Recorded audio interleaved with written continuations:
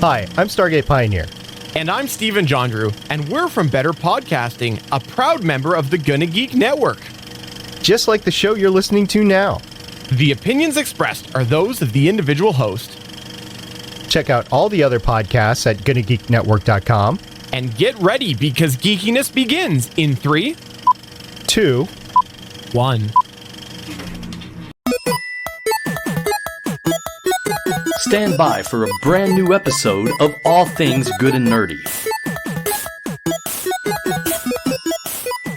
Welcome, everyone, to a brand new episode of the All Things Good and Nerdy podcast.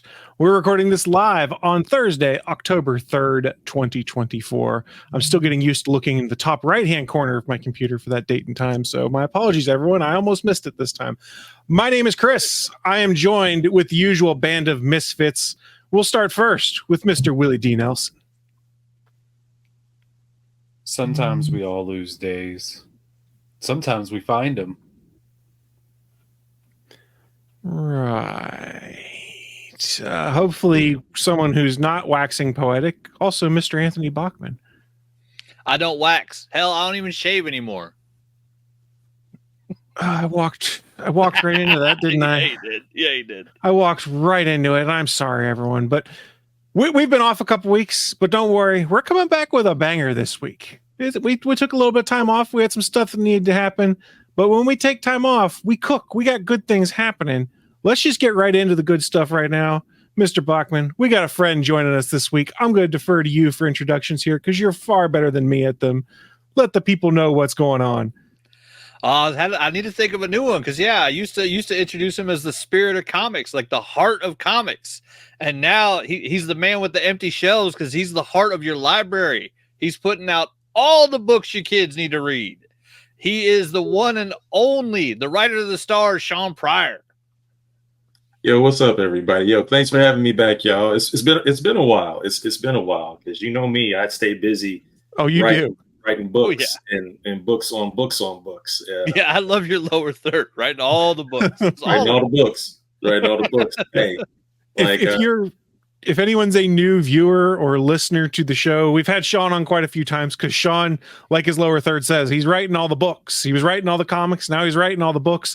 But he would also come on and we would get distracted because Shawn had the wisdom of having worked in the video games section of the Toys R Us. So we've had many stories about the old days when there was a Toys R Us, because we're all old men on this show now. We're from the time of the Toys R Us and maybe even the Children's Palace, if anyone remembers that one on the East Coast. Yes. Those don't exist anymore. Yeah, I miss Children's Palace. I miss it. They're like, and the thing is that like with Children's Palace, basically, not poor management as much as like I guess like the progenitor to venture capital helped kill Children's Palace. But like the thing is, I remember I grew up in Ohio, and like in the greater Cincinnati area. And so if we went to Cincinnati, if we went somewhere, if we were like the Tri-County area, there was a Toys R Us, there was a Children's Palace. But if you went down like 20 minutes away from there, there's a place called Johnny's Toys. And this was an independent toy store. Okay. Ooh. And like they had like all the toys that like Children's Palace and Toys R Us had, and then stuff that like you didn't see at the other two places, right? But the cool thing was that if it was your birthday, they had like a chest full of keys.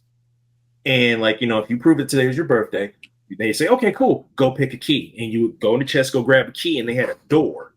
And if that key unlocked that door, you would like win like a bunch of gift certificates and like get to go like on a little toy run. I tried that 2 times, failed twice. Very still salty about it. But, I'd be salty too. but like I miss that feeling of going to toy stores and discovering things that I've never seen before. Now, granted, like I said, now I live in Lexington. We have like a local toy store, Toy HQ. Which is great.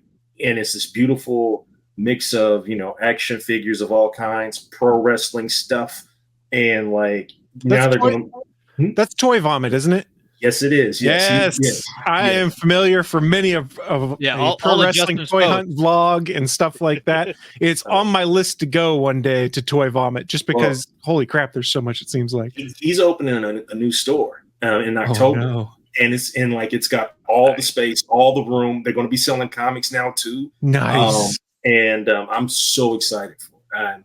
I'm so immensely excited for it. So that's like the closest I get to like that feeling when I walk into like a toy store. I remember this was years ago. And Anthony, I'm sure you remember this. Like when we were all together at Lexington Comic and Toy Con, all those years ago when I tried that like League of Independent Studios, LOI Studios thing. Yeah. And I had us all together. We were all together like in one section. Oh no, it was awesome. It was my favorite con I've ever been to. It's the only one I've ever been behind the counter. Right. It was so much fun because it was me, it was Anthony, it was Julian Lytle, Martheus Wade, all of us all together. Tressa Bowling, Justin Stewart, like we were all together, right? So the show's over on a Sunday. It's over, it's done, and like it's me, Julian, and Anthony. I was like, well, we go pick up some pizza, take it back to the house. So I was like, before we do that, let's go to Toys R Us, because it was literally a Toys R Us on the way to the house. And like we walked in there, man. It was on a Sunday, but they had like about an hour left before they closed, man. I think we were in there for almost an hour, and we had a blast. We had an absolute blast. And like those are like the memories that like always stay with me. You know what I mean? Like that stuff always stays with me. So like that's what he's not telling you in this story is this man's heart. He doesn't even mention the fact that I had like a 5 a.m. flight out of Lexington and no hotel room. I was going to go to the airport after the con and just like sleep on a bench and wait to fly home. And Shawn put me up for the night at his house. He didn't know me from Adam. Like I'd done a little bit of work, coloring some pages for people and stuff. And like nobody knew who I was. This weirdo flying in from Boise, Idaho, all the way to Kentucky. Like, no, none of them knew me. He put me up at his house, fed me dinner, took me and Jillian out to Toys R Us. Like Shawn Pryor's the man. There's a reason I back all his Kickstarters. All of them. It's not just because they're good comics. He's a good guy. 100% backer. Yep. Thank you, y'all. Y'all far too kind. Thank you. Appreciate it. I mean, yeah. Supreme Bowl, man. Supreme Bowl. Oh my goodness. Oh man. I still see that Robot Jocks poster behind you, Anthony. I mean, that's I was gonna bring it up later. I'm all turned around. Yeah, man. I got that from Movie Magic Video. I was like 11 or 12, and I thought of them as this old couple. They were probably in their like maybe 50s and 60s at the time, but I was 11, 12 years old, and I would go in there, and once they knew my mom was okay with me renting like R-rated horror movies, they would just let me rent whatever.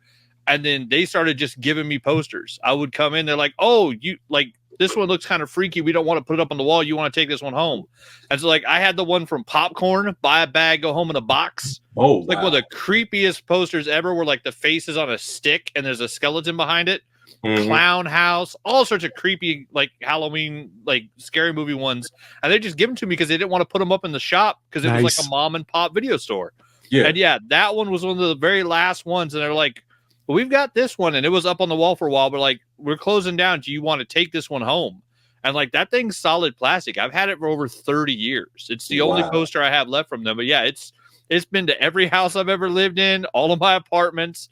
Yeah, yeah, 2 men, 2 machines, 2 wild Robot Jocks. Robot Jocks. Love that stuff. The HBO classic Robot Jocks. Oh yeah, because that's where I saw it first. Because like that joint didn't. If that made it to a movie theater, it would surprise the hell out of me because like I did not see that anywhere. But HBO was like, we've got Robot Jocks. It's like I don't think it ever. I don't know if it ever made the theater. I know I rented it at least 3 times at that movie store though, which is why they knew I would like the poster. It might have been more like 5 times. I rented the heck out of that movie before it hit HBO. I love that freaking movie. Oh man, the giant robots punching giant robots. That says a lot about you. Yeah, yeah. He likes giant robots. Yes. There's only one thing better than that: giant robots punching giant monsters. That's a nice little segue about why we're all here tonight to talk about some giant monsters. that was my attempt at doing a segue, but yeah, we said Shawn's the king of all the books, writes all the books. Shawn's got a book coming out, and we're real excited about it. And correct me, let me make sure I get this right. Kaiju Unleashed, an illustrated guide to the world of strange beasts. Oh, he's got it right there. Let me go full screen. He's got the preview copy.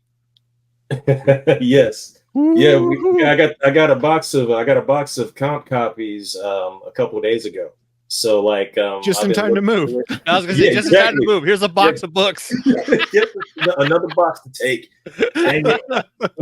But yeah, it comes out October the 29th, and like it's as much as it's basically Kaiju Unleashed, an illustrated guide to the world of strange beasts. And in this book, we're talking about Godzilla movies and Rodan movies and Chimera movies, like all like as much of the Japanese kaiju films as we possibly can talk about. The origin of how like the Godzilla movies were created. The term tokusatsu, which is a Japanese term for special effects. We also talk about like things that are adjacent to like the kaiju films. Like say for instance, like there were tons of American monster movies which can be viewed as kaiju movies. Mm-hmm. And yep, there you go, Pacific Rim. Yes, and Pacific Rim is in this book.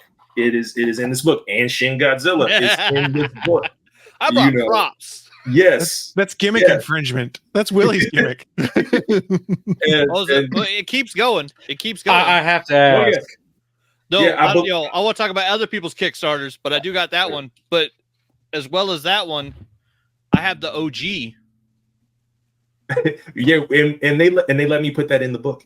Oh, that's awesome. For those on audio, Bachman's holding up Kentucky Kaiju, which I think we had Shawn come and talk about on the show many years ago. Yep. The original one too, and signed by all three. Signed by Shawn, Justin, and Tressa. Yeah, got all three signatures on mine. Oh yeah. So yeah, man. Like we got to put that in the book. I remember talking to the editor, and I was like, "Hey, me and my homies, we did like this book about kaiju that." Live in Kentucky, and it's kind of like this generic, it's like fake field guide. And they were like, oh yeah, put that in there. And I was like, oh great. Awesome. So like, oh yeah. So it's broken down into like, brief history, like the key, like the key people that help make, this stuff possible and make it happen. Then like we go through like, Godzilla, King Kong.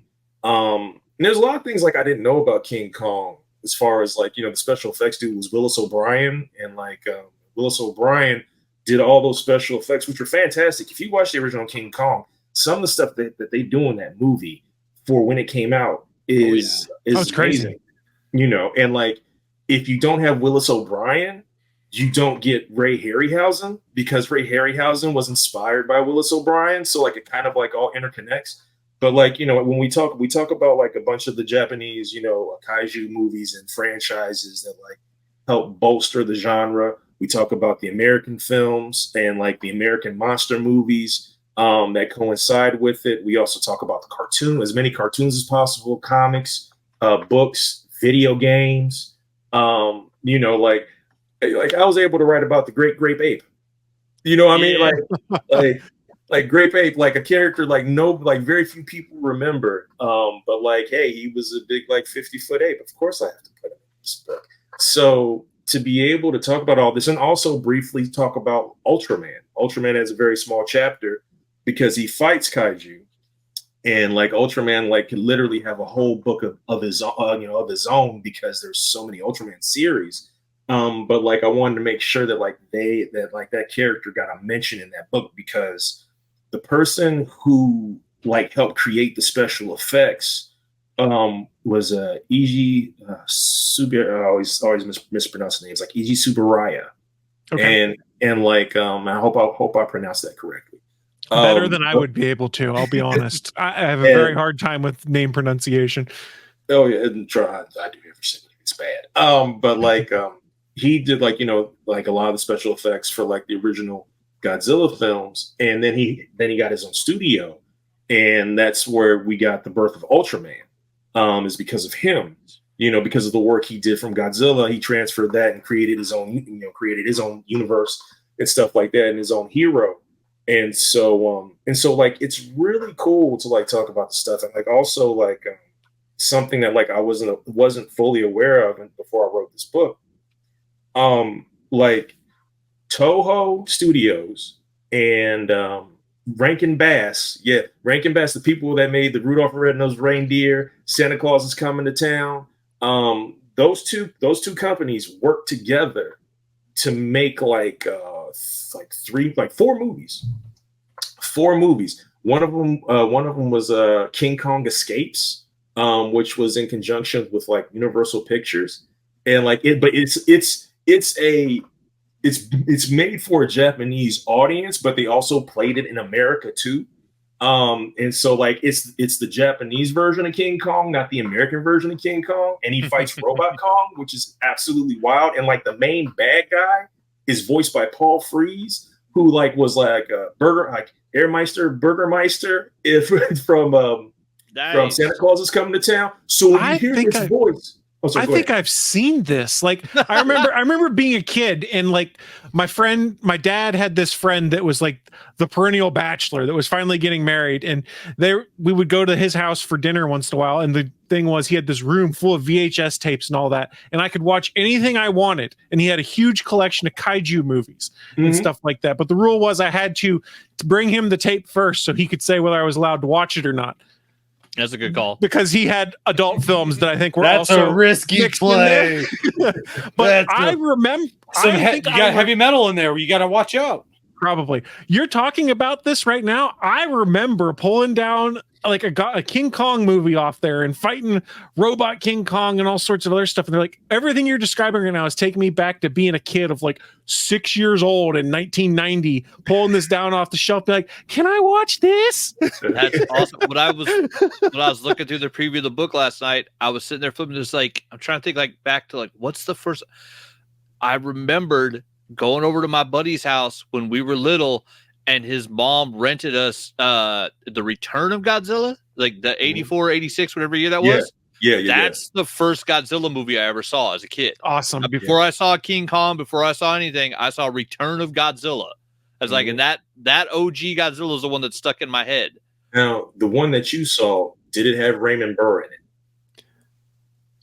And the only reason why I asked that is because in the United States, what they did is they took the Return of Godzilla and called it Godzilla 1985 because New World Pictures got the rights to it to air it in the States. But they wanted to, put some American actors in it, and they wanted to bring back Raymond Burr, who was in the American version of Godzilla from 1950, from the 1950s. He might have been, but it's hard to remember. I mean, that was a few years ago. Oh yeah, more than half my life ago.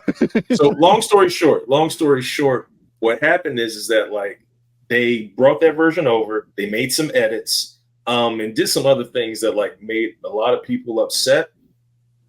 You can't find that anymore because like Toho got the rights back because the rights lapsed. They're like, yeah, this is ours. Just watch The Return of Godzilla. Just watch The Return of Godzilla. That's all you need to do. Do not watch Godzilla 1985. So is this one of those things like on the convention circuit you'd find? Because there's always that one booth that's selling like all the old bootleg videos and stuff. Yeah, I wonder if you'd be able to find it in there. Oh, I'm sure both of these movies now. Yeah. Like that's one thing about like comic conventions. Like, is like I don't do as many of those as I used to. But like the thing is, and this is starting to become a trend over like the last like 5-6 years, those bootleg DVD vendors are like getting the boot, like, because like the cons are like, no, we're not going to risk copyright infringement. We're not going to get in trouble for this. So get out. I miss those because it's like we have so much lost media now because, these corporations are just flat out bad and like they don't care about media preservation. And so like, there were so many things that like, and it goes for video games too. There's so many things that like we don't have access to anymore unless you sail the pirate seas. And so like it becomes a thing of like I miss the bootleggers because it's like, oh, okay, if I wanted to watch original Muppet Babies, I can go buy a box set from them. The quality might be, but like it's the closest I'm going to get to be able to get it. You know what I mean? Like go ahead. It was the only way to get some of those things for a long time. And as you're talking about it, you're right. I'm trying to think the past few conventions I've just gone to, just going in, I've seen less and less of folks like that. And those that do have it have kind of put it in a little corner of their booth and had a bunch of other stuff. And it's mostly, well, we can get you things on demand let me know what you want, and then I'll find a way to hook you up after the con or something like that. Is what they've started pivoting to. Because I mean, that's probably true. Is a lot of these folks are like, stand on my high horse.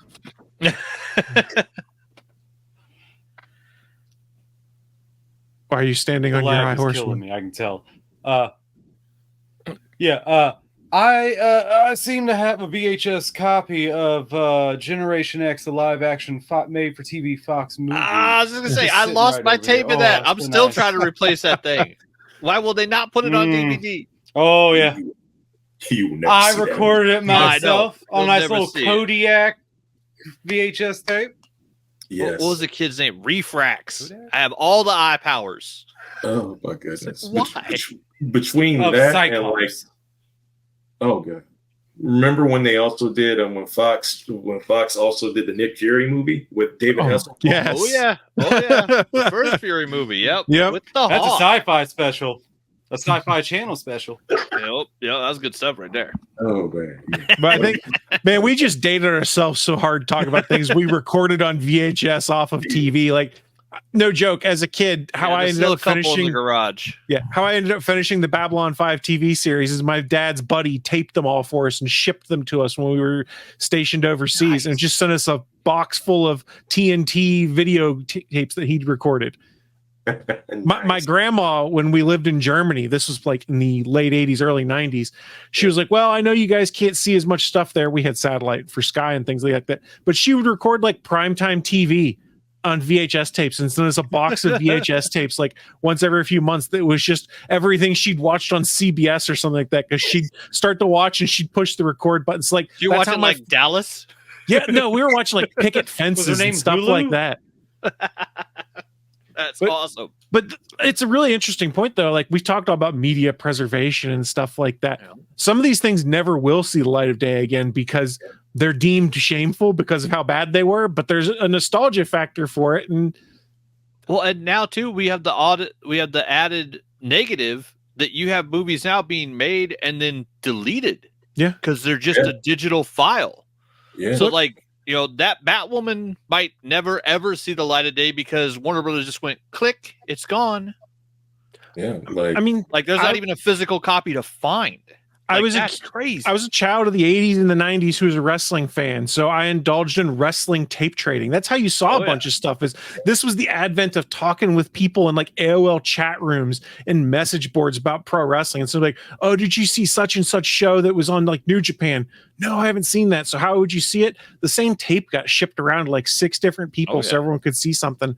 Mm-hmm. I mean, I guess that's the good thing of today is now all these places, it's not great for my pocketbook, but they've all got an app or something like that with like their whole tape library on it. So you can be like, oh, that one obscure match I wanted to watch from 1992 in the Tokyo Dome, I'll just hit the play button and it starts playing on the app. But that only works for the things that they want to preserve. It's usually, it's not usually all the matches. There's a certain wrestler that you can't find a WWE match for. Mm-hmm. Like he doesn't exist. Yeah, and there's a reason why. Disappeared. Yeah. Yep. I'm not saying good or bad. I'm just saying all the matches are gone. And some of those matches were great. There was a match in there with Eddie Guerrero at WrestleMania that was amazing. Yeah, but you ain't gonna find that match. Some things you can't separate the art and the artist. Oh no, from I'm not well. saying good or bad. I'm just saying even on the streaming service, like, oh, here's everything we ever did. Everything? There's an asterisk there. I bet if you sailed the 7 seas, you'd be able to find people that had collected those matches, that had either had them on tape or had done their own rips onto DVD and stuff like that. But like going back a sec to the tape stuff, like my dad, one of the things he got was he has a VHS cassette player that also has a DVD burner built into it. So like he backed up a bunch of his stuff that he'd recorded in his old VHS tapes by literally pushing play on that VCR and pushing the record button on that DVD burner that was built into it, and would just record things like that. So Willie, I can get you a Gen X DVD if you want. You just got to send me that tape. Oh man. Yeah, I mean, I might take you up on that. Yeah, can you make 2? Yeah, I'd like 1. Oh my goodness. Oh my goodness. I mean, because I'm not a lawyer, obviously. I'm not sure what the copyright implications are of me just making an additional copy of something that I recorded off of TV. You're all right. Yeah, I assume so. But look, man, listen, if Disney is not going to come for you if you copy a film that no one is talking about ever again. You know what I mean? Like, no, like seriously, like y'all Willie mentioning the Generation Release X. it then. Like I have not heard that name. I have not heard about that movie in like 20 years. Right. It's been that long since I've heard anybody talk about it. But now you want to watch it again. It's all on YouTube. It's all on YouTube. You can watch it. Yeah, Disney ain't gonna come for you unless you try to take that DVD and take it to a multiplex and charge people to sit in the seat to watch it. You do that, Disney will come for you. I wouldn't do that, but I see we have SP in the chat room on the YouTube side of things, and if you go on the Gonna Geek Discord, this is accurate. He's been talking about it. He still has a few hundred old VHS tapes he's watching of like 80s and 90s stuff he's got recorded. Like there's a new channel in the Gonna Geek Discord that's like 80s commercials that's talking about the commercials that he's finding on there as he goes through. Yeah, on old tapes. Yeah, on old tapes. I mean, that's also one of those cool things to go on YouTube. Like, I'm gonna watch these old 90s commercials, and you're like, oh, I remember these. I used to have, and I literally had to throw a bunch of them away because I was like, I can't keep lugging these from place to place. I had about 10 big old like plastic bins of like VHS tapes of stuff I recorded, like, you know, off of like television, cable TV and stuff like that. And like and a lot of it, you know, and like probably like 3 of those bins was just like all wrestling stuff.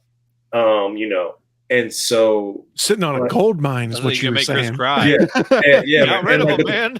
But the thing is, like, I had to get rid of so much of it. I just had to throw it away because I was like, I can't keep lugging this stuff from place to place to place because it's so heavy.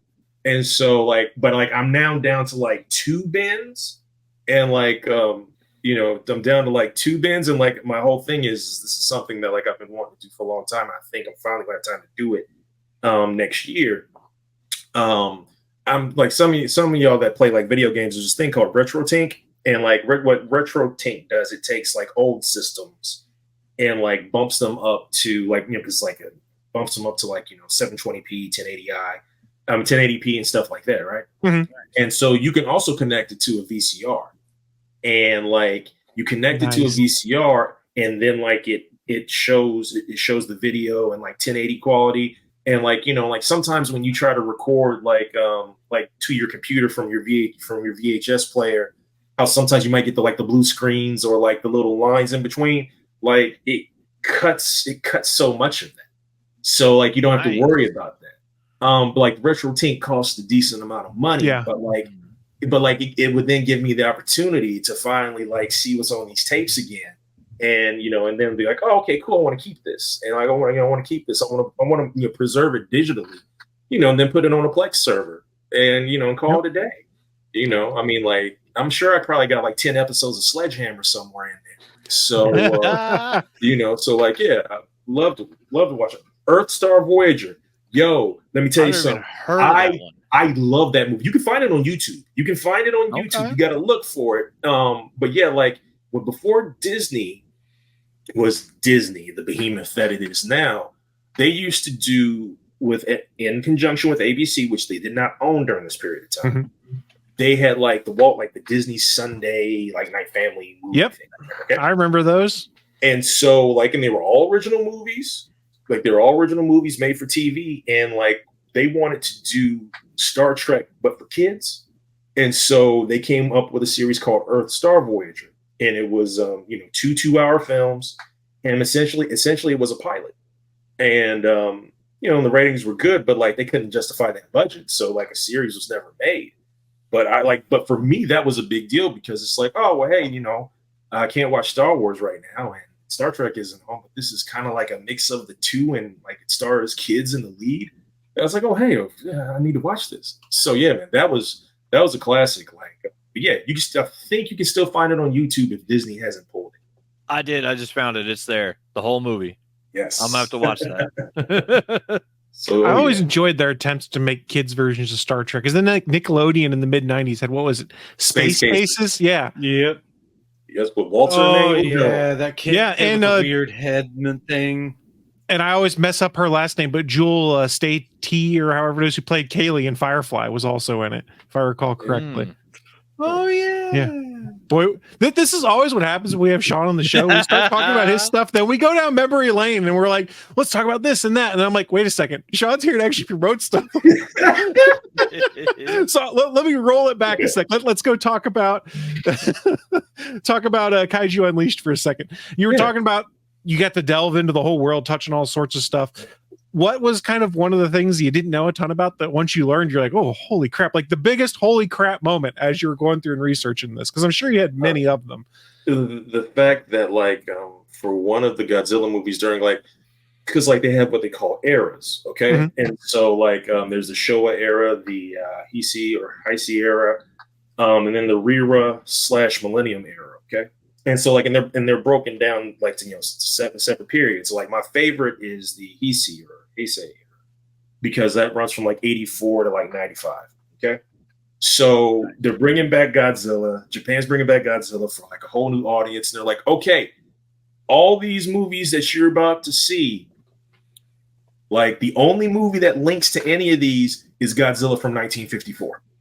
So, like, any of the stuff that came out in between, like, after Godzilla in 1954 up until, like, 1980, no, there's no link. There's no So they connection. rebooted. Yeah, it's like this. It's like this soft reboot, and like the thing is that, like, and like they're all like they basically call it the Versus series, because outside of the Return of Godzilla, it's all versus, like Godzilla versus Biollante versus King Ghidorah, versus Mothra, Mechagodzilla 2, Space Godzilla, which is an incredible design, and Destroya. Okay, but for, like, one of these movies, I want to say is possibly Return of Godzilla, like, they built like a 25 foot animatronic Godzilla, and like they were going to use it, for the film, but, like, it had limited movement, so they didn't really use it much. But, like, they were able to, like, basically, like, use the head, so, like, you could see, it's like, because they animated the head, so, like, the mouth would snarl, or, like, the eyebrows would kind of move and things like that, and, like, that was really, really cool. Yeah, that is neat. And so, but, like, those films are like my absolute faves. And, like, there's also, like, this hotel, and I believe it's Hotel Gracery. Let me double check this. Yeah, I've watched a YouTube couple that we watched go to Disneyland all the time. They stayed in this hotel. Is this one in Shinjuku? Yes. Yep. Yes. And so, like, it's got, like, this, like, Godzilla head over, like, the side of it's, like, peering over the hotel. And depending on what room you get, you could be right next to the Godzilla head, and, like, during certain hours, like, it blows out the atomic breath, and, like, the eyes light up, and, like, they have kaiju themed rooms in the hotel. They have regular hotel rooms. They also have kaiju themed hotel rooms, which are awesome. Something that, like, I didn't know that Gamera was as big of a deal. Oh, yep, there it is. Like, it's an awesome hotel. It is really cool. The Godzilla, yeah, there we go. There's the Godzilla room. Yeah. There's the Godzilla room, and, like, the cool thing is that, like, see, like, you got the big kaiju foot imprint on the wall. Awesome. Yeah, it's really cool. And the Godzilla head on the hotel is just it's awesome. Yeah, it's huge too. Yeah, it's massive. See? Yeah, you can see him out the window here. Yes. That's wild. Yeah, it's amazing. It is amazing. So it's a really cool hotel. One day when, like, I'm grown and I'm rich, like, maybe one day I'll be able to go out there. It ain't gonna be it's on the bucket list. Yeah, exactly. But yeah, like, I didn't know Gamera had as many movies as it does. Like, I was just used to, like, the Gamera movies that, like, Sandy Frank brought over to the United States and, like, redubbed and then became MST3K classics. I didn't know that franchise was that big of a deal over there, and it's an immensely big deal. I always thought that Toho was responsible for all the kaiju movies, but they weren't. There was another studio, Dai. They were, like, heavy into making kaiju films too, and they just fell into financial troubles because during the 70s in Japan, they kind of went through a financial crisis. And so, like, Toho struggled, but they stayed alive. But, like, Dai couldn't make it, and they eventually faded out into obscurity. But, like, Oh, and also, I had no idea that there were so many like international kaiju movies, like not just the United States, but like other countries in general. That have made their own kaiju films, and like it is like the amount of I had a small window of time to write this book. I was offered this book in November of 2023. It was due March 2024. Wow. Oh, dang. That's a quick turnaround. Yeah. Did you have any free time? No.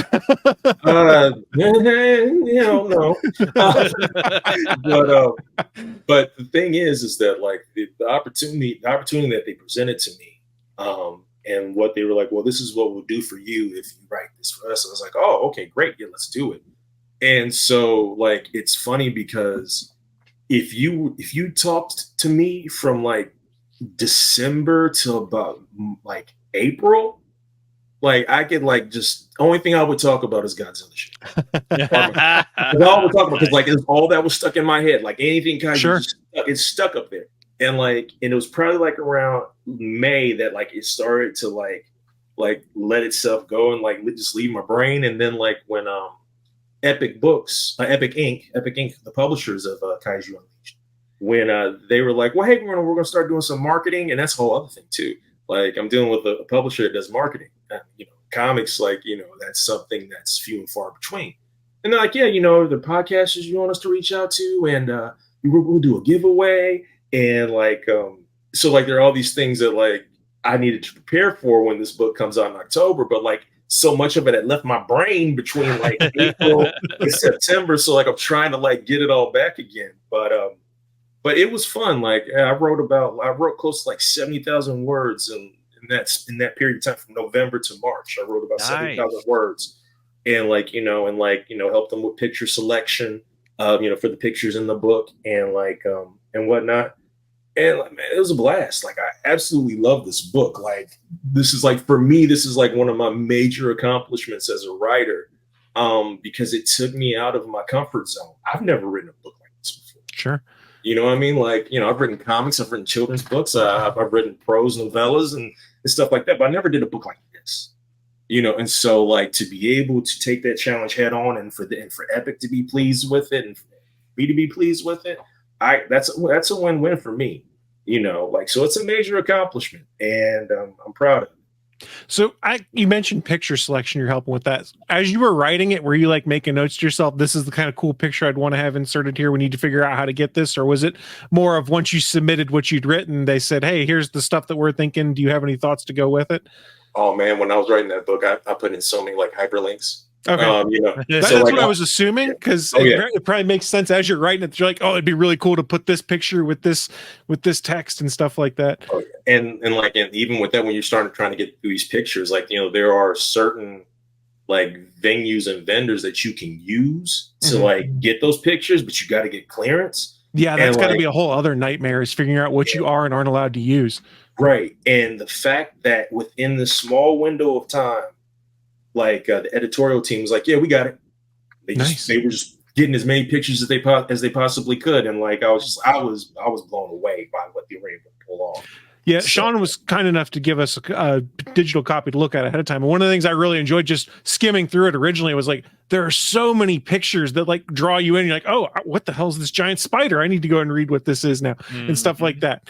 And I think it's just a great way to get people's attention to be like, I was just kind of skimming. Holy crap, this is really cool. What does this map to? And learning more about it. Oh, yeah. I was going to ask you, who did the cover? You know what? I'm glad you asked that, because when they showed me the cover and they told me spread the word about it months ago, I had folks asking me like, who drew it? Who drew the cover? And I asked my editor, and they're like, oh, I'll let you know. And they forgot to tell me, but it's in this book. And give me 1 second. And I will find it. I apologize. Let's see here. I know it's here somewhere, because I know I ain't lost my mind. Because they had a very catchy name. They had a very, very catchy name. So let's see here. Oh yeah, front and back cover illustrations. Daz Tibbles. Daz Tibbles. That's a name right there. It's really cool. Oh, Kong's on the back. Nice. Yeah, I was looking at the cover on Amazon. Like the colors pop so hard on this book. Like if you see it or the spine on the shelf, it's just going to jump out at you because it's that right combination of colors that make you go, whoa, wait, what? It draws your eye right away. Yeah, like it's so cool. You know what I mean? And like it's got the oh, that's cool. Purple paper on like the purple paint. Yeah, that's really neat. Yeah, man. I just followed his Instagram account. Holy moly. Oh. Like, wow. yeah, like Daz is. Yeah, that cover is. Yeah, because I saw that cover up when it popped up on Goodreads for the contest. I'm like, that cover is gorgeous. Yeah. Like that. I mean, that's a good one. Like that's gonna be on an end cap somewhere. That they ain't sitting somewhere in a bookstore where they're gonna put the spine out. They're like, no, Right. Get that cover up front. This is one of those ones I could see very well being out like on one of the main tables at like Barnes and Noble when you go in there, Books A Million, because it's gonna pop. And Kaiju, it's not. I want to. I don't mean this. It's sort of niche, but it's not at the same time because like everyone sort of has, I remember that, and then gets real interested in seeing it. So I can definitely see this being in bookstores, one of those ones that they put on like their on their choice shelf, or like, this is our recommendation, because someone's going to write that little paper note that goes underneath of like all these kaiju monsters that I watched as a kid. Now I can see it all again. And it's going to look cool propped up there. I can't talk tonight. I'm sorry, guys. You're okay, but you're okay. You're okay. Yeah, man. Like, because the publisher, the Epic Inc. that publishes Kaiju Unleashed, I believe last year they did a book similar to this about horror films. And I remember when I signed the contract, like my wife and I, we go to Barnes and Noble like every weekend, right? You know, and so we go and I see the horror book there, and it was like on one of those tables, right? And I was like, I was like, okay, so I was like, there's a good chance that Kaiju Unleashed is going to be at a Barnes and Noble. So like, I should go up there and be like, hey, I wrote this. Can we do a signing event at the store? That'd so cool. You know, so like I may have to do that. You can also just stealth sign them too in some places too, because like I've seen like professional wrestlers like do it with their toys. They'll be in there, they'll see one of their toys on the shelf, sign a few of them, and put them back up there. And I've seen some other authors and stuff like, I walked into this bookstore, my book was there, I signed a few. Here's where you guys can find it. Just kind of surprise them. But if they could do an event, that would of course be way cooler. See, my luck. I walk into a store and try to start signing books, I get arrested. You know what I mean? You know, like, well, is your picture on there anywhere? No, unfortunately, no. Damn. No, unfortunately, no. No, there's no picture shot. So, you know, I'm like, yeah, that's my name, that's me. I'm like, here's my driver's license. See, it's me. I'm like, no, get out of here. Cops. You know. And so yeah, that probably would not bode. Fair point. Yeah, that would not be good. That would suck. Yes. Especially, I was just signing my own book. It's got my name on it. Come on, this is me. It's me. So yeah. But no, it's been fun. Like these last 8 months have just been a complete whirlwind. I mean, in between this book comes out on October 29th. On October 8th, a book that I wrote for Penguin Random House, part of their Who HQ series. I wrote about the former Olympic snowboarder Shawn White. Who is Shawn White? I wrote that book that comes out on October 8th. Like I had like the last 4 books of the Gamer series like come out like August, like late August, early September. In like January, I had like 2 or 3 books come out. And the Gamers get turned into other languages too? Yeah. The gamer book series is now international. It has that's cool. You know, like German versions. And like they sent me a copy of like one of the German books because like Capstone, who publishes the Gamer, they have I guess they have a deal with a German publisher. And so the German publisher, I think Hagen or something like that, they've published 5 of the 12 books I've written, and I've gotten a couple of copies of them. And nice. So like that's reading it is so cool. Oh yeah, reading it in German, it's just like, this is wild. Like I never thought something like that would happen. Do you have a book that you wrote in a format that you can't read? Yes. That's awesome. That is awesome. Yeah. So like I'm thankful. You know what I mean? Like I get to like talk with school kids about like, you know, writing books and the things that inspire us to be creative, and show them how like the things that we watch or we play with or we read, you know, inspire us to do things, you know. Like when I talk to the kids, like I'll show them a picture of George Lucas and I'll say, hey, do y'all know who this is? And somebody will say Santa Claus. And I'm like, no, that's George Lucas. And he created Star Wars. It's like, oh, and then I explained to them that George Lucas loved comic books, comic books. He loved, Akira Kurosawa or samurai films. But he also loved Flash Gordon. And I explained to them what like the Flash Gordon serials were, you know, and then like, and the kids are like really intrigued. And like, and then I tell them, I was like, well, you know, George Lucas got to this level of professionalism to where he wanted to do a Flash Gordon movie, wanted to get the rights. And, you know, and they said, no, you're not going to do a Flash Gordon movie. So, and he was really sad about it, but he said, you know what? Hell with it. I'll just do my own thing. And like, that's how you get Star Wars. So if George Lucas ends up doing Flash Gordon, you may not have ever got Star Wars. Yep. Nope. You know, but Flash Gordon is what inspired him to do Star Wars. And like, I explain that to the kids, and how I explain that also when I talk about the gamer to the kids. I'm like, these are like, there's certain things that inspired the creation of the gamer. You know, it's like Miles Morales, Super Sentai / Power Rangers, and video games. Like all three of those things, when you combine them, like this is how you get the superhero. You know, and then the kids get it and they get excited about it and they want to read. And I'm like, it's great. Like it's like a completely different place that I'm in now compared to probably like 4 or 5 years ago. And it's all been worth it. Like I said, I'm thankful. Yeah. And we're thankful we get to read the stuff and we get to talk to you about it too. Oh yeah. Well, thank you. I appreciate I'm glad the world's catching up and paying attention. I do have a question. Does Honey, I Blew Up the Kid get mentioned anywhere? You know what? That's actually a really good question, Willie, because like I'm trying to remember if I did give it a shout out. I'm trying to remember. That's gonna bug me now. I'm gonna have to find the manuscript and see if I can do the word. Any chance you get Rick Moranis' name out there is always a good day. True. Yes. Yo, man. Yeah, Honey, I blew up the baby, blew up the kid. Oh, holy cow. And yeah, I guess it is technically like it's a kaiju movie. Technically, It's a strange creature. That's a strange creature. That teddy bear also gets blown up. Yeah, I might have to call the publisher, be like, hey, can we add one more paragraph? We need more space. So,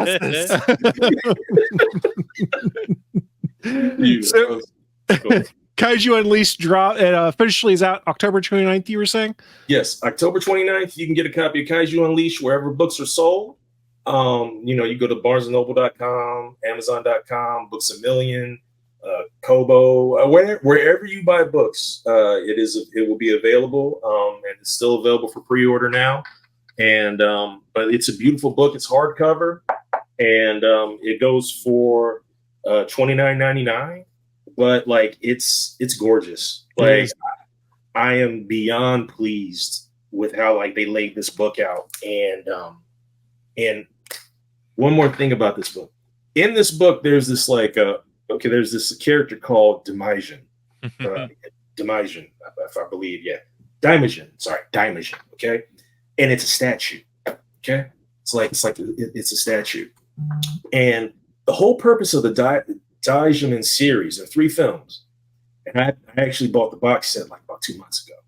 And the whole purpose of this movie is that like basically Daimajin does not come to life and does not do anything for like 2/3 of the film. Okay, and you're normally dealing with like a drama of where you have like a feudal clan come in, try to take over these peaceful people's land and stuff like that. And so like innocent people will like run to the statue, cry to the statue and say, please help us. And then like when things reach their like most like critical point, Daimajin shows up and is like, all y'all got to die. All y'all got to die. and just wreck shop for like the last like third of the film. And like all 3 movies go that way. You know, and the thing is, like, similarities are there with every film, but like they're great to watch, and like I just get enthralled by it. And like I thought it was just such a cool character. This book is a blast. I thought I told all y'all to be quiet, and now I done had it. It's time for reckoning. Right, exactly. It's like that. What country were those movies from, Sean? I believe the Dimension. I believe Dimension was also Japan. I believe it was also Japan as well. Okay. So yeah, man. Like I forget who came out with the box set a couple years ago, but like I went ahead and copped it a few months ago, and like I just think it's just cool. It's just so freaking cool, you know, because like it takes a lot of guts and a lot of balls, pardon me, to like literally say, yeah, we got this kaiju back here as a statue, and y'all ain't gonna see it until like the last 15 minutes. Yeah. I mean, it builds up by doing it that way, though. You get everyone amped up for when it's actually going to do something. Yes, because when he comes to like just throw down, it's like, man, I just got up off my couch. I was screaming. I got hype, like how when Godzilla X Kong: The New Empire, there's a scene in there, and I'm sure most of you are familiar with it, where they're like, you know, underground, under earth, and they're like running side by side. And like, you know, and Kong's got like the power glove on. Oh yeah, like, Kong power glove. Like Batman and Robin. That gets me so hyped. Don't care how the movie is. Y'all running like superheroes. Let's go. I don't care. I love all the new Godzilla movies and the new Kong stuff. Kong Skull Island forward. Kong has been awesome. Like it's so cool. Yeah, but what about Matthew Broderick Godzilla? Now? We don't talk about the Matthew Broderick. You know, it's funny. I got to write like a additional side piece about that film in this book. Mm-hmm. And like the title of it, the subtitle of it is An American Abomination. There you go. And but like the funny thing is, for as my personal opinion, as bad as that film is, the animated series that followed it was awesome. Is amazing. Yes. It is absolutely amazing how good that animated series was. And like it shows more of a, and like, you know, they fixed Godzilla's power set, like, you know, he's got, you know, got the atomic breath and all the other stuff, and like it's just it's fantastic storytelling. Like it's way more than like I ever thought that they would give. You know, because I believe it was also made by the same studio that did the Men in Black animated series, which was also great. Yeah, that's when like Sony was really in their bag animation wise during that period of time. But yeah, that animated series was great. Like that's Godzilla just wanted to play global thermonuclear war. There's a war game shout out, guys. Yes. Would you like to play a game? But yeah, the animated series was great. And like, so like, yes, the movie, the 98 Godzilla movie is bad, but something good came from it. Exactly. And that's what you brought up, a point that a lot of people don't think about. Is like I happened upon the cartoon somehow after that. I was like, what's this? And like it was really good. And we were in the process of moving and stuff, so I kind of fell off it. But I rewatched it at some point in time when they had put it all on YouTube. Now that was it's probably gone, those copies that were there. But I was like, holy crap, this is really good. Oh yeah. And last thing I'll say about this book is I get to talk about, when we talk about cartoons, the Hanna-Barbera Godzilla, which is one of my favorites, simply for the fact that like it has like the same type of pacing as like a standard Godzilla film in a lot of ways. Each episode does, and like the monsters are really cool, and they're all original creations because Hanna-Barbera could only get the rights to Godzilla. But if they wanted his other power sets, so like the atomic breath, you got to pay for that. You know, like any power set from any Godzilla film up until that period of time, they had to pay like additional money for. If they wanted the other kaiju, the evil kaiju, they had to pay for each of those, right? And so Hanna-Barbera is like, oh, okay, well, you know, what we'll just do is this. Like, if they wanted to use the Godzilla roar, they were going to have to pay for that too. And it's not like Hanna-Barbera, who was like a behemoth in animation at the time, it's not like they had that much money to give. So they were like, okay, we'll just take Godzilla. And it's like, okay, well, guess what? He can shoot lasers out of his eyes now. Guess what? He can shoot fire out of his mouth now. and it still works. And the gentleman who played Lurch in the Addams Family voiced Godzilla, did all the growls. I had no idea that. That's awesome. Yeah, and that's the kind of stuff that like you'll find in this book in Kaiju Unleashed. So like, and you can see a lot of those Hanna-Barbera Godzilla episodes on YouTube legitimately. And like I love them. They're fun. Well, so go check that out, guys. And also, end of the month, Kaiju Unleashed. Go check it out. My pre-order's in because, I mean, I was already sold on it because it was Shawn, but then he gave us the preview to look at, and I was skimming through it. I said, I'm only going to read a little bit of this because I want to read the actual book when it comes in. Oh, yeah. Yeah. Get your butts on Amazon. Get your pre-orders in. Amazon, Books A Million, wherever. And I'm going to be listening to Blue Oyster Cult Godzilla the entire time. There you go. There's already a soundtrack on Spotify to read this book to. Mm-hmm. Yes, indeed. Yes. So there you go, guys. Go check it out for yourself. Thank you, Shawn, for coming to chat with us about it, and good luck. Hope the sales are great for it. I mean, I'm excited for you, and I just got to look at it a few days ago and was like, oh, this is really cool, and I can't wait to read it. I can't imagine the feeling it is having written it and being sitting on it waiting, going, when's it coming out for folks to look at? When I got those boxes last week, I was like, oh, this is officially real.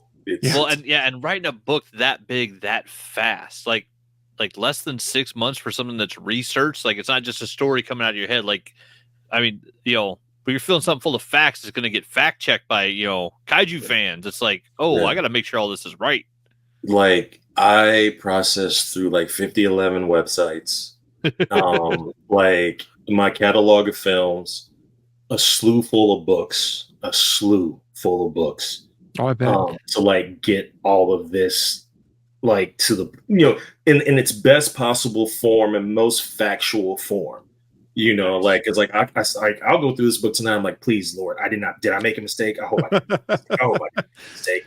I don't want to hear the nerds. I don't want to hear them. Please, Lord. You know what I mean? And so, but like, we went through it as best we could with like a fine-tooth comb to make sure that like we got everything right. So yeah, man, I'm hyped. Like I'm really, really hyped. So yes, but no, like if we're gonna talk about some other stuff, man, I'm here. I'm game. I got a half hour. I'm good. All right. That's what I was gonna say. Is we got to talk about the important stuff at the top of the show. We got Shawn here, but don't worry, guys. We're gonna talk about some of the other the typical BS that you associate with us coming on the show and doing about. So we're gonna go through and we're gonna do ourselves a little quick news of the week segment. Live from the ATGN studios on the internet, it's the news of the week.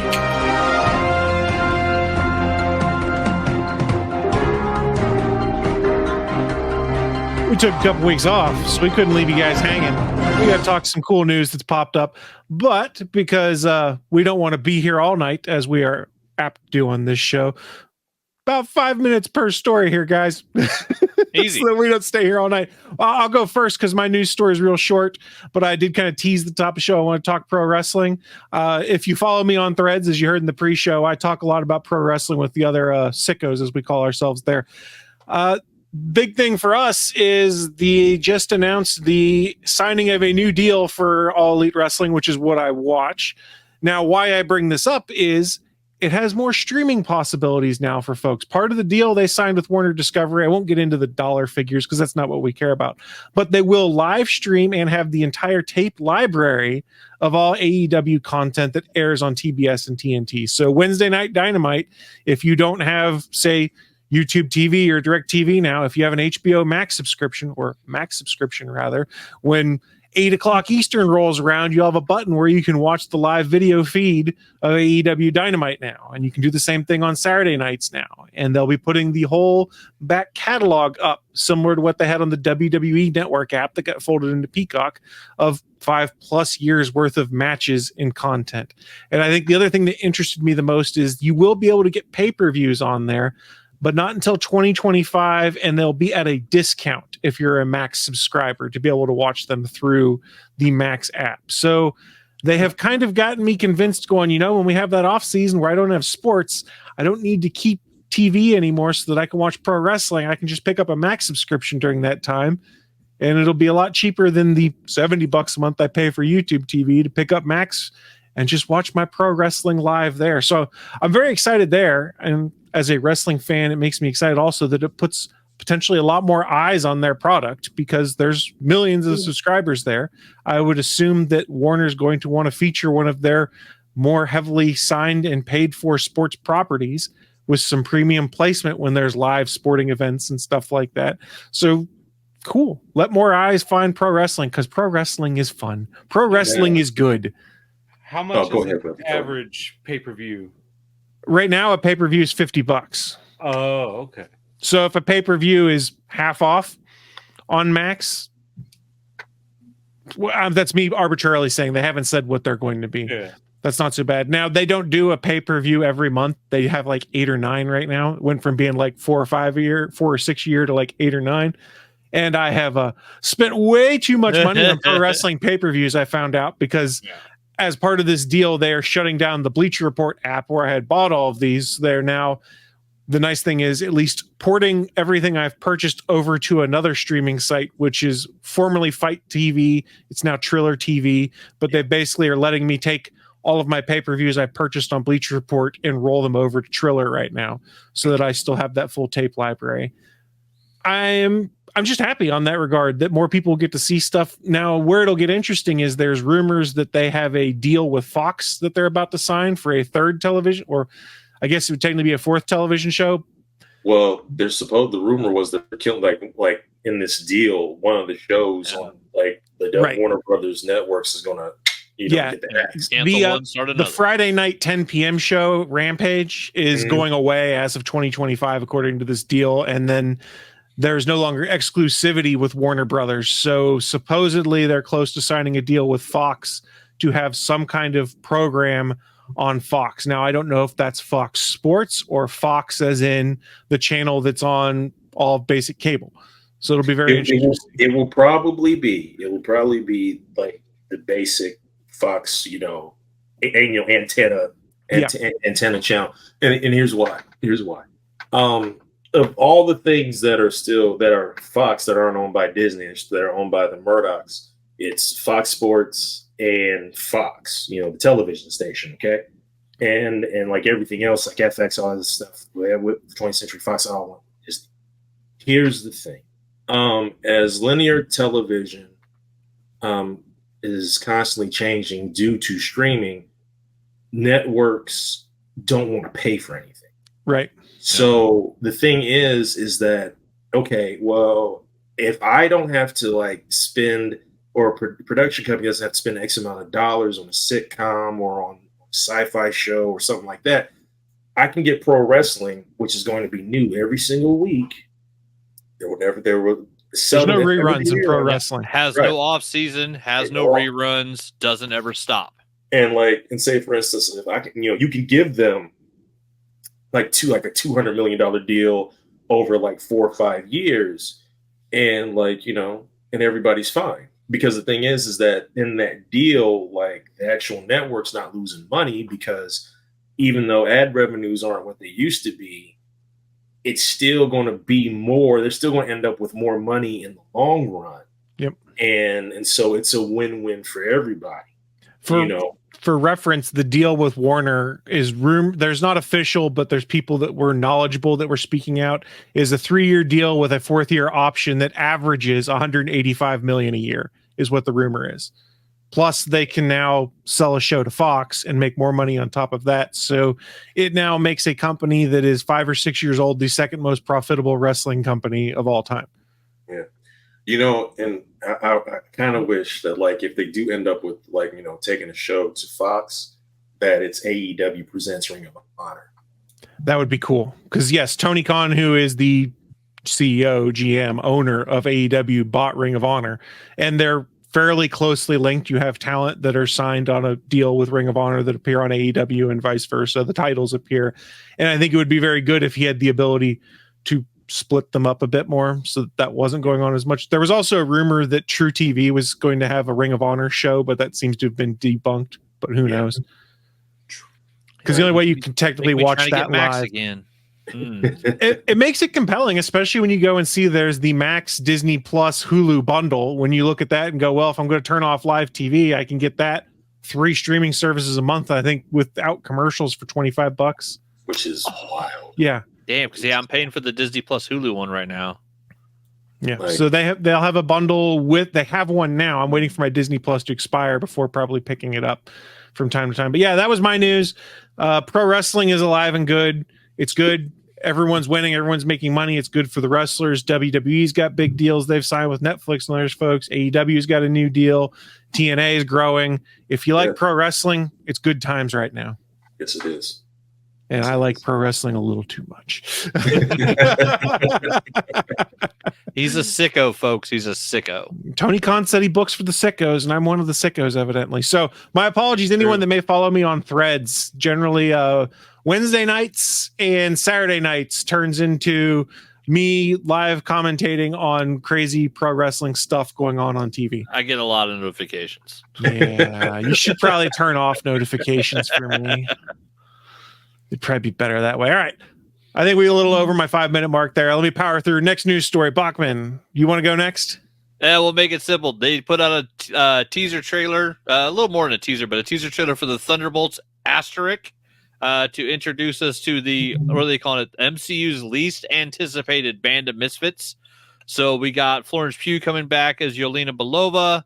We got Sebastian Stan as Bucky Barnes, David Harbour returning as the Red Guardian, the John Walker version of Captain America by Wyatt Russell, Olga Kurylenko as Taskmaster, and then Hannah John Kamen as the Ghost, all apparently having their strings pulled by Julia Louis-Dreyfus as Valentina Allegra de Fontaine. You guys also had a chance to see this trailer?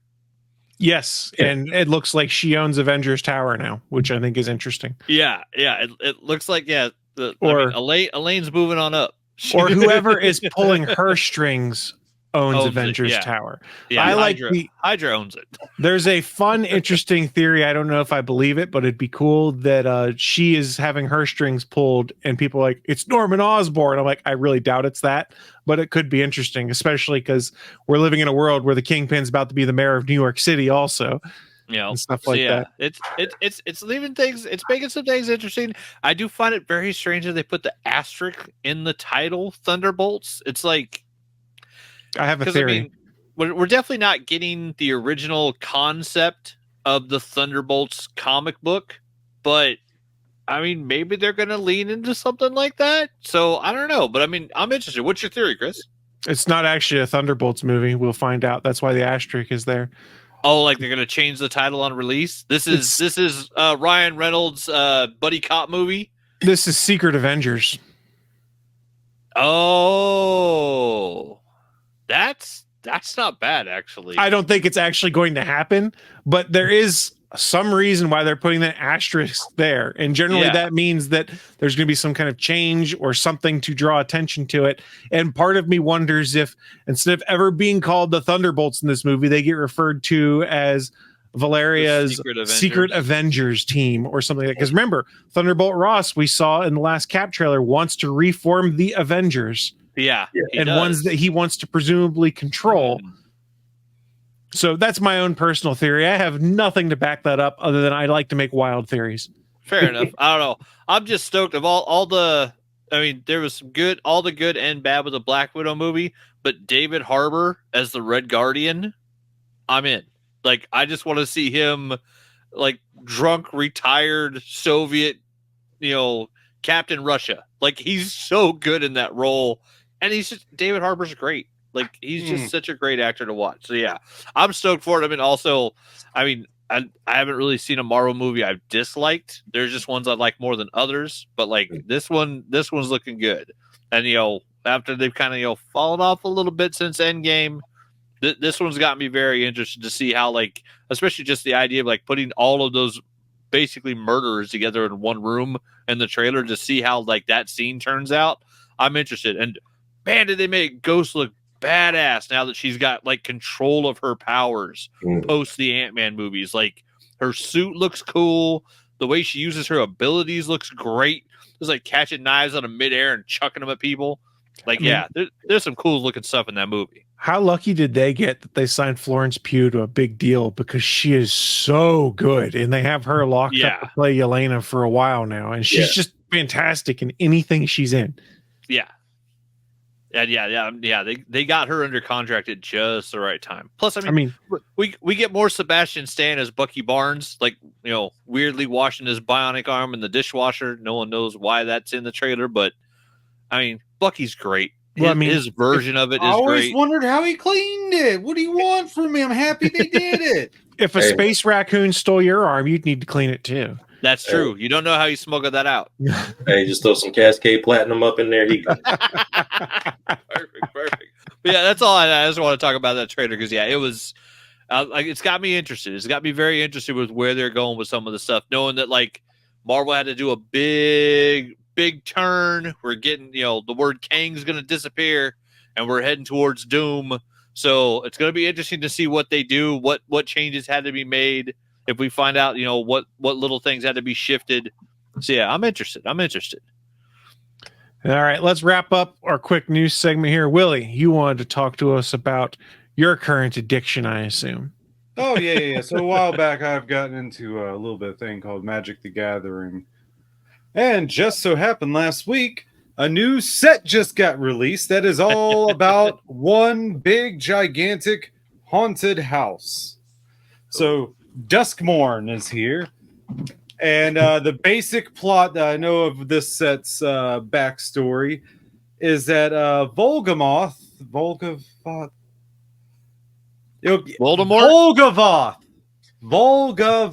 Sorry, these names are a little bit weird. But he is an entity that is all powerful in this haunted house. And one day thought, why not expand? I'm only powerful in this house, so why not make the house expand to the rest of the realm? Nice. So that's what he did. Oh, sorry, I jumped too soon. Oh, no, you're good. No, you're good. Go cycle through them as you want. These are just for placeholders. Just to see some of the artwork is just beautiful in these things. I'm not going to lie. Yeah, some of the new cards look cool. And some of the new mechanics are just pretty fun, like Manifest Dread, where anytime a card tells you to do so, you take the top two cards of your deck and you put one of them in your graveyard and you put one face down on your battlefield, and it's a 2/2 thing, and you can spend the mana to play it if it's a creature at any point in time that you can play. It's an instant speed. You just pay its mana cost, and boom, here's the creature. He's no longer a 2/2. He's whatever it is. And you also have some of the new enchantment rooms, which to throw those down to make them easy, they're just two different enchantments on one card. It's just that easy to. That's all they really are. You can pay one side, and then you can pay the other side, and they're both just two enchantments, one card. But they're quite fun because you can have both out for pretty cheap. Yeah, and more of them, and they do some wacky combination, and the artwork for them is also like how they kind of split it right down the middle, and they just had a little bridging of them. Yeah, it's neat. It's also kind of creepy at the doll maker's shop with the porcelain gallery there. Mm-hmm. Oh, yeah. But I think it's by design. I'm not complaining. And then you also have some of these artwork cards that are like a profile picture pretty much of the characters.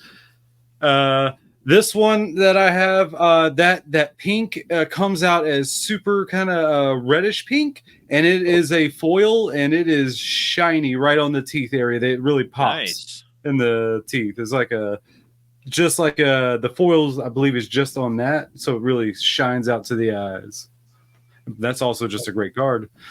And a lot of these cards are black and red because I am modifying a deck where this is my commander. And it's a pretty big boy with a ward of pay 2 life. So anytime you target him, you have to pay 2 life to target him in general. Oh, wow. So just to target him for anything, a spell, an instant, or a creature attack, it costs 2 life? As long as it targets that specific card, you have to pay 2 life to cast it. Holy moly. Okay, that's something new. I've never played Magic with that rule. That's another crazy. big guy I don't have a picture of, but is from the last set, Yigra, Eater of All. He has a ward cost as well. To target him, you have to sacrifice a food. The good thing about that is you have a food because he makes all other creatures food. Nice. In addition to whatever they also are. So to That's pretty much cool. target them, you have to sacrifice a creature. Hook Massacre. So apparently, I don't. So the Wow. history of Magic, I don't have a good pullback to, but there was a card called Meat Hook Massacre, and for this set, they said, you know what? Let's make a sequel, Meat Hook Massacre 2. That is straight up in my new deck, of course, because that is one of the powerful cards. So why not throw that in there? Yeah, that's crazy. Yeah. The artwork's really cool on these. Like, I know nothing about how to play Magic or anything like that, but the artwork's really neat. Easy to learn. Mhm. Lots of key. As long as you just have to learn the keywords that are there, that's pretty much it. I've always been afraid to on most of these games like this because I know it's a slippery slope to spending a lot of money. Yeah, we already spent some cash, me and the wife getting into Lorcana, and it's nowhere near as bad as Magic, but Oh, no. man. But yeah, some of these stretch art cards. Some of the things I pulled from a big box that I got. They really hit with these pictures, and I really appreciate them. The Jolly Balloon Man. There's some artwork for you. That's awesome looking. Yeah, for those of you that are listening on audio, we encourage you to go check out the video version that will drop on YouTube, because there's pictures that we're sharing on screen that Willie's shared with us. Yeah. And I don't have a great way to embed them in the show notes for you folks to go and see. So go check out the video version of the podcast. Jump ahead to about the hour and 5-minute mark, probably. Oh, this is the one I loved. Yeah, this one's super creepy. So if you take a closer look and ask yourself, why is it called a twitching dog? You notice it's made of a bunch of tiny spiders. I don't care for that one. Yeah. And sometimes the card comes built in with its own little lore. The haunted screen, you can tap it for a black or white mana.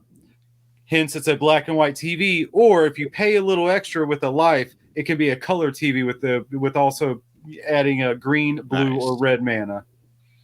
I like that little bit of lore that's just built in, a little flavor, a little bit of flavor in it. You got black and white TV. I'm not gonna lie, I was super happy when I pulled this guy. It's it's not one of the fractal foils, but it is one of the new overlords. Every color has an overlord of black, white, red, blue, and green. This is the black one, and it went straight into my new deck. And as you can tell from the different, if these are in the right order, I think they are. The next one is the regular art of it, of the same exact card. Oh, wow. That's a huge difference. Yeah. And so there's some things have different artworks for different. Now this one's probably my favorite. Now I don't know about you, Bachman, but this guy reminds me of Dwight. And then you can see the Razorkin Needlehead is in the reflection of his glasses. Pretty much. And if you really want to see what he looks like, he should be in the next card with his regular art. Oh, wow. He's a creepy looking clown guy if you zoom in on. Yeah, that is. Yeah. So I like some of the alternate arts, and this is one of my favorite cards. This will make you an exact, really big target because the flavor text is great too. Oh yeah, but the what this card does is every time an opponent draws a card, it deals them a damage. No, and at the beginning of every turn, everyone's got to draw a card, and no one wants to take that damage, so it makes you a target. So you just put 4 of those in a mill deck and watch people die. I usually play Commander. There's 1 copy allowed in a deck. Okay. Unless the card specifically says there can be more copies of this card in a deck. And we should be wrapping up some other cards. Some of the land cards and the good ones in this one are just tap it for 1, or if you just so happen to have access to the other lands, basic lands, you can tap it for the other land. It's simple, easy, clean. Same thing, just different color. Nice. And then they also have every color also has, as they have an overlord, they also have an enduring creature, and they all have different creatures. The green has a elk, and they all come out as glimmers. They all have different things, but they all have a certain mechanic. And they all have a certain mechanic that they come out as a creature, an enchantment creature. But when it dies, it comes back out as just an enchantment. So it's a little bit harder to take out for its abilities, and they all do something different. And then other special art cards where they make it look like an old TV, kind of. And then these have also come out. And I'm not gonna lie, I like the design of them. They're pretty fun. And if you get into Magic, you will have FOMO too. I say that because the card Fear of Missing Out. There's a lot of fear of cards in this set. Fear of lost teeth. Fear of burning alive. And this one's probably my favorite. I have the foil TV version of this one, Withering Torment. Just the artwork alone is just it's just a neat little guy. Just a neat little guy. What's the new card set called, Willie? Duskmorn. Duskmorn. Okay, I may have to get a pack or two next time I go pick up my comics because, like a haunted house based Magic. Like you guys heard this here, cool. Right? This is the start. This is the start. I know. I mean, I already have, like, I just went through all my cards again and pulled out like the 5 decks that I built that I really like, and I still love one of my very favorite decks ever. Is I have a Death Touch deck. So every creature in the deck has Death Touch. Oh, would you look here? Every other spell or building instant a deck I have, with. Oh, yeah, no, every other spell or instant I have forces combat. So if you have a 1/1 spider with Death Touch and it fights a dragon that's got 7 health, they both die. Like it just you force combat and everybody dies. But that funeral card, where every time a creature dies, you get life. That would be really good with my Death Touch deck. Oh yeah, that one's especially nice. Yeah, that went straight in my new deck. That's right here. Boom. It even came in a little box though. It was a pre-con commander deck that I have since added some cards from the new set. Took in some out that are a little bit weaker. Added some of the overpowered ones like the Overlord. Nice. And the Razorkin Needlehead. That is cool. Well, Willie, thank you for sharing that stuff with us. We are going to shut things down here a sec. I did forget I wanted to show this off. I got myself a keychain I really like, but it's heavier. But it's great nostalgia because it lights up, but it's the coin slot to a video game arcade for 25-cent coins. I was like, this could be a cool keychain. Then I got it and I was like, it's cool. It's just really heavy in my pocket. So I don't know what I'm going to do with it now because it's just too heavy for my keys. Because don't put it on your keys, man. If you too much weight will jack up your ignition. I got a keyless ignition though, so the keys. Well, never mind then. Take it off your water bottle. So on that note, we are going to shut things down here in just a few minutes. But before we shut things down, we did want to say thank you again to Shawn for coming to join us. He, like I mentioned at the top of the show, he's one of our favorite guests on here. He's probably been the most frequent guest we've had because we always have so much fun, not only chatting about his projects, but just reminiscing and going down memory lane of being children of roughly the same era, all of us. No, I can't say thanks enough for y'all having me on the show. Like, it's always a good time, and I always have a good time, and I just appreciate it. Anytime, like, man. Speaking of throwbacks, real quick before we go, like, I'm not sure if this restaurant was in y'all's neck of the woods, like in like the late 90s, early 2000s. Kenny Rogers used to have this restaurant called Kenny Rogers Roasters. Okay, good chicken too. Roasted chicken is a roasted chicken place, but like you could get like a barbecue chicken pita for like $5, and it was like huge, and it was fantastic chicken, right? It was good. Willie, I'm telling you, it was good. It was cheap and good. Happy. Like, and like the cornbread was good, and like the sides were good.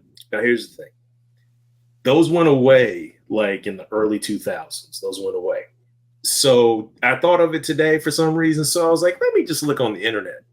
Supposedly, there is one Kenny Rogers Roasters left in the entire world. Oh, in Malaysia. It's a bit of a drive. In Malaysia. Wow. Are you about to go? No, you because plane ticket right now? it No, man, was good. It wasn't that good. That's a shell game right there. That's a shell game and a money laundering operation. I'm not going. They didn't even got no chicken. I'm not going through it. No. I'll find a Church's or a Popeyes. I'll be okay. Like I'm not. No. I'm not trying to go to Malaysia and find a false front store. Yeah. So, but yeah, because like we went on the website today and it was like, oh, it's like, so we just kept scrolling because we were trying to find locations, and there was just this box that came up, Malaysia. And then we click on the menu and like no menu pops up. Like you can click on the word menu, but it's like I don't know why you clicking. You see, we got chicken and we got cornbread. That's all you're gonna get. And I was no. I mean, what else do you need? True. Yeah, they're selling car parts at the back of that restaurant. Something. Yeah, something going on. Yeah. You're probably not wrong. Yeah. But no, seriously. I mean, but it looks good still. Yeah, see? See? That was sad because Like, Kenny Rogers Roasters never made it to Idaho. We never got him here. Oh, okay. They had them So, in yeah. Oklahoma because we had them in Oklahoma when I was there in the late 90s. Yeah. Okay. Why Yeah, I don't is think this they made it this website far still west. here? Because there's one in Exactly. Malaysia. Exactly. So you try to you might try to be able to click on the stuff, but nothing might happen. See, like it's just real basic. It's Yeah. Can I get super delivery? basic. It's just enough of a website to stay up. Yeah. Here's how you can apply to have one of your own. They'll let you franchise it. You mean they'll take your money? And there you Does go. Kenny Rogers know about this? And there's the location. If you scroll back up a little bit, Kenny In Rogers Malaysia. Roasters International. In Kuala Lumpur. In Kuala Lumpur. I'm happy this is a thing. Wow. When are we going to Kuala Lumpur for a live show, guys? It's kind of cool that Kenny Rogers Roasters, that's where the last one is. I mean, that's way Can we cooler than the Blockbuster in Oregon. Can we just meet at a Bojangles and just be happy with it? Yeah, yes. I love Yeah, Bojangles. save y'all some Probably flight better money, anyway. yeah. No offense. Yeah. Well, Hey. I'm glad we got one last trip down memory lane and we signed this thing off because now all I'm thinking about is roast chicken at Kenny Rogers. Oh, I'm starving. Well, before we shut this thing down, though, guys, one last plug. Sean, we're going to have people. We're telling everyone now. Go buy Kaiju Unleashed. It looks awesome. Get it. October 29th, correct? Yes, October 29th. And you October can get 29th. it wherever, get it wherever books are sold. You can get a copy of Kaiju Unleashed from Epic Inc. Books, and you can get it there. And Who is Shawn White comes out October the 8th. Also October the 13th, because I have 5 minutes on a Tuesday.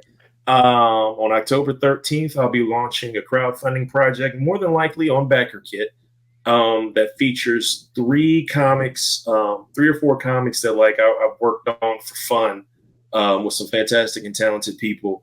And I can't wait to share those with the world. And like those books are Waves, The Adventures of Do-Rag Batman, Get Mario's Money. Let's see, The Pebbles Problem, which is a Flintstones tribute comic, and a couple other goodies too. Also a TMNT tribute comic featuring Raphael and some of the lyrics from rapper Rakim's Microphone Fiend. So 4 books, 4 comics. I'm putting the crowdfunding project together in the midst of a move because this is what I do. And You don't like sleeping. You don't know how to do things the easy way. Never. Lord knows I've tried. And I'm like, Sean, you could have launched it. And I'm like, no, I couldn't have because I was doing something else. And it's like, well, if you don't do this, it's never going to happen. I'm just like, well, let me just go ahead and just schedule this then. Let's just get it done. The Adventures of Do-Rag Batman, Get Mario's Money, The Pebbles Problem, and Tales of a Fiend all will be available on this backer kit in print for the first time ever. That'd be cool. 3 of the 4 books have never been released in any format. The Pebbles Problem was available for basically pay what you want on Gumroad for a long time, for a few years, but that will be in print for the very first time ever. But to have 3 books that no one's ever seen before that are fun and funny. I'm looking forward to sharing those with the world. Well, stay tuned to the social media. I'm sure that we'll all be sharing it when that comes out and buying it ourselves. No, but like y'all are awesome. Always have a good time, and once again, long story short, I remember one of the first times I was on here, and like my desk was over on this side of the room, and I had a shelf right behind my desk, and it had all these video games that I had just bought because they were used. Because like I don't buy games new because it's like by the time I get to them, they're already old and they're like, $19.99 or less. And I was like, well, this is the perfect time to get caught up on PlayStation 2, on Xbox and stuff like that. I just want to let y'all know that during the pandemic, I bought a PS3. Okay. And the PS3 that played PS1, PS2, and PS3. Nice. That model. Oh, okay. Yeah. One of those. I found one on an auction site at a good price. Okay. And so then I took the hard drive out of it, put like a 500 gigabyte SATA drive into it, and it automatically just installed the software. Everything was done. Okay. Nice. Now, one of the first games I played, it's a PlayStation 2 game. It was Dukes of Hazzard for PlayStation 2. Legend of the General Lee. Let me tell you why. Look, I do not mess with that Confederate flag. I think the Confederate flag is trash. But I love that car, and I used to love that TV show. The Dukes hated the cops, and they knew that the mayor was corrupt, and they always helped the people. Like, how can you not love the Dukes? Right. They used to run moonshine. So now, anyway, the cool thing about the game is that in the game is the origin story of how they built the General Lee, right? Now, in the midst of like going through like all these like little side travels and like, like little quests and whatnot to build the car, the game has a yeehaw button. So anytime you make a jump, you hit that yeehaw button and they scream just like in the TV show. Man, it got me so hyped, I threw my controller on the ground. That's a awesome. Button on the game. That's fantastic. Oh, damn. Yeah. Like it was worth it for that alone. It was worth it for that alone. And so that PS3 is great. I absolutely love that console. Like I have a PS3 and a PS4. I don't see a need for a PS5. But like props to those who have one because it ain't gonna be me. But like, yeah, man, the yeehaw button. So if you never played that game, it has a yeehaw button. Yeehaw button. That's fantastic. Awesome. I can't think of a better way to end the show by talking about the yeehaw button. I'll be honest. So when do we install our yeehaw button? Chris, you're the producer. We need a yeehaw button. I can find a way to put an audio clip in there that we could play that is the yeehaw button. I'll get on it. Listen, let's all do it. One day we'll just record all of us doing a yeehaw, and then we'll just put it all together, and that'd be like like a Pitch Perfect type thing where we're all unison. Yeehaw! The ATGN yeehaw. Put it on my to-do list, and we'll get to it in a future episode. Nice. All right. Well, Shawn, thanks for making them give me homework. I appreciate it. You're more than welcome. You're more than welcome. Yo, thank y'all again for having me on the show. It was fantastic. Anytime. Friendly reminder before we shut this down, everyone, we do stream live almost every Thursday, 8:30 p.m. Eastern over on www.gonnageek.com/live or nerds.live. We're using both right now because I need to make use of that damn domain name that I bought. But on that note, we are going to shut things down and we will see you all next week. Thanks for listening to this brand new episode of the All Things Good and Nerdy podcast. Don't forget, we'll be back next Sunday live at 11 a.m. Eastern, 10 a.m. Central over at live.atgnpodcast.com, channel 3 of the Alpha Geek radio app, and over at our network home at gonnageek.com/live. If you have any feedback for the show, please contact us atgnpodcast@gonnageek.com, on our hotline number at 304-806-ATGN, or even better, go to Twitter and send us a message at ATGN Podcast. The music you've heard in this show is produced by Kevin MacLeod and can be found at incompetech.com.